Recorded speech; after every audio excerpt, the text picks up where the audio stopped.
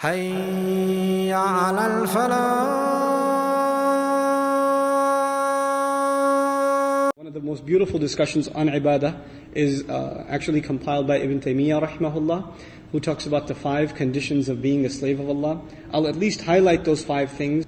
So abd is abid is a worshipper, but abd is actually a slave. What's the difference between a worshipper and a slave? And actually, if in English actually at least, there's a huge difference. They may not have anything to do with each other. Somebody who's worshipping may not be a slave, and somebody who's a slave may not be worshipping. They could be 2 mutually exclusive things. But when we use the word ibadah in Arabic, we actually combine 2 concepts together. That of worship and also that of slavery. These are together. So when we translate the ayah saying, إِلَّا لِيَعْبُدُ اللَّهِ, what were they commanded except that they should worship Allah? Then we're missing the other half. We're missing the other half that's implied, that's meant, but we didn't capture it. I'm taking the time to explain this because, as I said, this ayah represents a summary of the entire Qur'an. What were they told to do except, and then Allah says, لِيَعْبُدُ اللَّهِ, so they may become ibad of Allah, so they may enter into slavery of Allah and worship. The first thing is slavery is different from worship because slavery has no time associated with it. Worship is at a certain time, at a certain place, a certain activity. But a slave, when is he a slave? When he's sleeping, he's a slave. When he's awake, he's a slave. When he's eating, when he's not eating, when he's changing his clothes, when he's working, when he's on vacation, he's always a slave. So slavery is a state of being, while worship is an act itself. You understand? Someone can be a worshipper at certain times, but they're not always a worshipper. But a slave is what? Always a slave. They're always a slave. That's one huge difference between the 2. But in slavery, what are you asked to do? Everything that the master says. Everything that the master says you have to do. Right? So it's totally different from the idea of service, and significantly different also from the idea of worship. Both of those things are separate. That's the first issue with slavery. What were those 5 conditions that I was referring to before? The first of them is actually love. That to be a slave of Allah, you have to love Allah.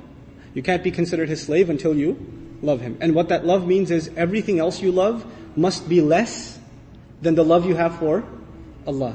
And every other thing you love must be dictated by the love you have for Allah. So you cannot love your wife or your children or your family or your whatever unless that love is taba'an.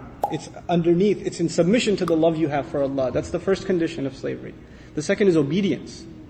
لا طاعة لمخلوق في معصية الخالق, like the Messenger says, there's no obedience to the creation while disobeying the Creator, basically. Okay? In other words, we can obey, you have to obey your boss, you have to obey traffic laws, yes, you have to obey other things, but none of those obediences can exist while you are in disobedience to Allah. That obedience comes first. Now Allah says, now the human being will be informed. What did he make a priority out of? And what did he put on the back burner? That's the translation I'll prefer here. Bima qaddama, what did he give priority to? What took taqdeem for him? What was priority number 1? What took precedence? Wama akhara, and what could wait? What were the things that you put on the back burner? The crime of the human being isn't necessarily that he doesn't do a good deed. The human being says, it can wait. I can do it later. The crime of the human being isn't necessarily that he doesn't leave sin. He says, I'll leave it later. Or, let me do what I want right now. I'll do that later. I have time. Taqdeem and ta'khir, not the grammar one. The one for life. Human beings will be thoroughly informed. What were your priorities? What did you put ahead? What came first for you? What came later for you? Bima qaddama wa akhar. The other meaning of qaddama wa akhar in Tafsir Juz Amma I mentioned also, qaddama also means what you've sent forward. You've done deeds, you've done works, and every one of them are waiting for you. Our deeds are waiting for us. Kullu nafsin bima kasabat rahina. You've sent collateral over. You've sent deeds over for processing. And you're going to meet those deeds on Judgment Day. I don't meet my deeds now, I just do them now. I will meet them then. وَوَجَدُوا مَا عَمِلُوا حَاضِرًا. Then you're standing face to face in front of their salahs. If your salat was lousy, you'll be standing in front of a lousy salat, staring right at you. That's what it's going to be. If you were lying, cheating, backbiting, angry, arrogant, condescending, whatever you were, looking right at you in the face. And then you're going to say, Mali hadal kitab. That's the reality of it. بِمَا قَدَّمَ وَأَخَّرَ. What did he make a priority out of? What did he put on the back burner? This is one of those life-transforming ayat. The human being will be thoroughly informed. This was your priority. This is what you spent time on. This is what you did with your free time. This is what you thought can wait. You had all these dreams. I want to memorize the Qur'an. What did you do for it?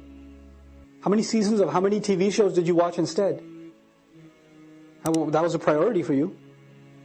You wanted to memorize. Oh, but it can wait though. Inshallah, one day when my heart is purified, then I shall start. You know?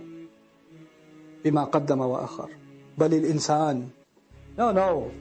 Yes, on that day the human being will be given thorough news, but it's not like the human being's blind now. Rather, the case is that the human being, عَلَى نَفْسِهِ, against his own self, basira, is fully insightful. There is one person that knows so much about you, and nobody else knows about you. And besides Allah, and that's you. You have an insight into who you are, what your flaws are, what your limitations are, what your capabilities are, what your strengths are, what your weaknesses are, what opportunities you avail, what opportunities you get lazy about. You know that about yourself more than anybody else. And you and I decide to lie to ourselves. We just decide we're not going to have an honest conversation with ourselves, and about ourselves with Allah. We don't want to have that honest conversation. For some people, all they want at the end of their life, what is success to them? Maybe I'll own a house. That's success for them. Maybe if I have this much money, that means I have success. Maybe if I got married to this one or that one, maybe that means I have success. But I go back to what I started with. There are some people who are happy with doing just the minimum. Just the minimum. But I am here to tell you, the young people in the audience today, Allah has blessed you, and I am telling you, He expects great things from you. He does not expect the minimum from you. There are so many Muslims, the only thing left of Islam is their name. That's the only thing left. They don't care about salat, they don't care about halal and haram. They're far from this deen. What can I do to further this deen? What can I do I shouldn't just be happy that so many people come and attend Jumu'ah. Does that mean everybody's heart is clean? Does that mean that we don't need any more reminder? Is that what that means? Or are there evils in our society? Are there youth that are turning towards drugs?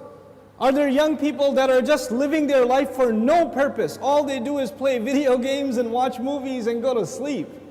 And if you ask them for a purpose, they say, I want to graduate and get a job. Is that a goal? Get a job? Allah gave us such higher goals. Your job itself is a means to a higher end.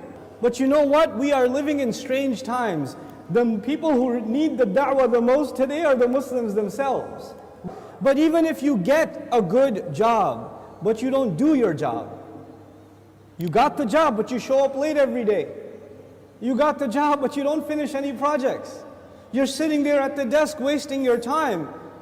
You're going to lose that job. Somebody else will come and do it for you. You will not keep that job even if you qualified. Qualifications are not enough. You have to do the work. Allah Azza wa Jal is giving all of us, He's already qualified us. We are people of La ilaha illallah. We are already qualified. But that doesn't mean we're doing the work. If we don't do the work, if we don't concern ourselves, if we don't care, then you know what's going to happen. إِن تَتَوَلَّوْا يَسْتَبْدِلْ قَوْمًا غَيْرَكُمْ ثُمَّ لَا يَكُونُوا أَمْثَالَكُمْ. You turn away and Allah will replace you with a nation other than yourselves, and they will not be like you. They will not be lazy like you. And those are when young Muslim people have real iman, when young Muslims have real strength in their belief, then they have the power to change the world. They have the power to make the world a better place. But when young Muslim people don't have real iman, they don't have real conviction, then they are a waste of space. They are a waste of society, a waste of a generation. The only thing in their life, the most important thing in their life is when is the next movie coming out. The most important thing is when is the next iPhone coming out. The next most important thing is, man, I wish I had that car. That's it. Your life doesn't go any further than that. My teacher used to say that Islam is similar to climbing a mountain. You know, when you're climbing a mountain, you throw a hook and you climb. If you throw a hook not very high, then you will only reach that much. You can't reach any further. If your goal is money, if your goal is a six-pack, if your goal is a car, if your goal is a promotion, if your goal is entertainment, if your goal is girls, whatever your goal is, then you're only going to get that. You won't get anything else. But if your goal is something higher, to serve something more than yourself, you don't live a selfish life. You want to live for the sake of Allah and for the benefit of others. That's how you want to live. Then you will benefit yourself definitely, but you will be honored in the eyes of Allah because you set your goal much higher. Our deen in this beautiful ayah, Allah Azza wa Jal describes it, قُلْ هَذِهِ سَبِيلِي. This is my path. As-sabil is a path. And you know what? Allah did not say in this ayah, قُلْ هَذَا دِينِي. This is my deen. Tell them this is my religion. This is my Islam. This is my truth. This is my book. He didn't describe it with any other language except this is my path. And all of you know a path is like a journey. So Islam itself is being described as a journey in this ayah. What does that mean? That means in any journey you have to make progress, right? So even if you take one step, you are more closer to your destination than the day before or the step before. Every single moment you are making progress in a journey. And in this ayah, Allah's Messenger says, sallallahu alayhi wasallam, this religion of mine and this religion of yours and ours, Islam, is a journey, which means I am supposed to do something more for this deen than I did yesterday. And I'm supposed to do more tomorrow and more tomorrow and more tomorrow. I'm supposed to go further. Assalamu alaikum wa rahmatullah. If you enjoyed this video, please do share it with friends and family. If you want to see more videos from this series, click on the box at the top. If you want to see other videos, click on the box at the bottom. And don't forget to hit the subscribe button. Thanks.